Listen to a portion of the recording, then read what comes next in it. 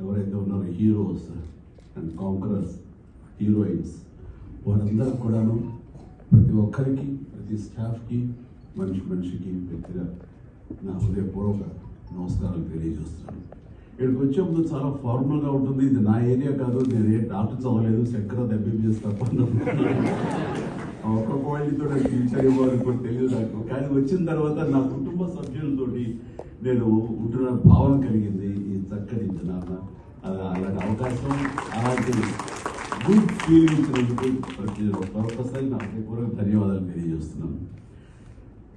నేను ఇక్కడ రావటం అనేది ఎలా జరిగింది ఏంటి అనేది చిన్న వివరణ మీకు ఇచ్చుకోవాలి. ఎవరు నాకు తెలియదు.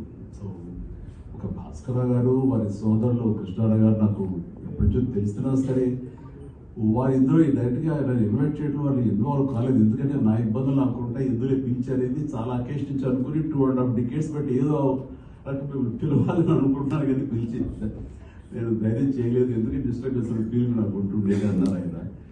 బట్ ఎవరా ధైర్యం చేసింది అంటే మధు. ఆయనకి నాకున్న పరిచయం ఏంటంటే ఏమీ లేదు పరిచయం. జస్ట్ నా 4 days బ్యాకే 3 days బ్యాక్ ఆయన మా ఇంటికి వచ్చారు. అది సార్ రమ్మన్నాను. ఎట్లా జరిగిందంటే ఇది ఒక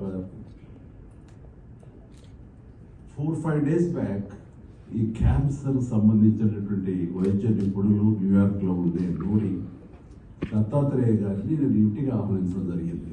వారికి పద్మభూషణ్ అవార్డు భారతదేశం ఇచ్చినటువంటి సందర్భంలో వారిని గౌరవించుకోవాలి. ఆయన చేసినటువంటి కృషి ఈ క్యాన్సర్ సంబంధించి చాలా గణనీయం అని తెలిసిన తర్వాత వారిని ఇంటికి ఆహ్వానించి వారిని సన్మానించడం, వారిని అభినందించడం చేసిన తర్వాత ఆయనతో కూర్చున్నప్పుడు నాకు అనిపించింది, ఏదో 1-2 సార్లు నేను ఇలాంటి క్యాన్సర్ సంబంధించినటువంటి అవగాహన సదస్సులకి వెళ్ళాను. కానీ ఆయన చెప్తున్నటువంటి ఇన్ఫర్మేషన్ అది తెలుసుకుంటే కనుక ఇది ఒక ఉద్యమంలాగా నేను మళ్ళీ దీని మీద నాకు ఫోకస్ పెట్టగలిగితే చాలా బాగుంటుంది అనుకున్నాను. కానీ వితిన్ 4-5 daysలో క్యాన్సర్ డే వస్తుందని కానీ కిమ్స్ నుంచి నాకు ఆహ్వానం వస్తుందని కానీ నేను ఊహించాను. వచ్చిన వెంటనే ఇది దైవికం, నేను అనుకున్నటువంటి ఇచ్చ ఏదైతే కనుక నా కోరిక ఉందో అది చాలా బలీయమైనది. కాబట్టి వెంటనే నేచర్ నాకు ఈ అవకాశం కల్పించింది.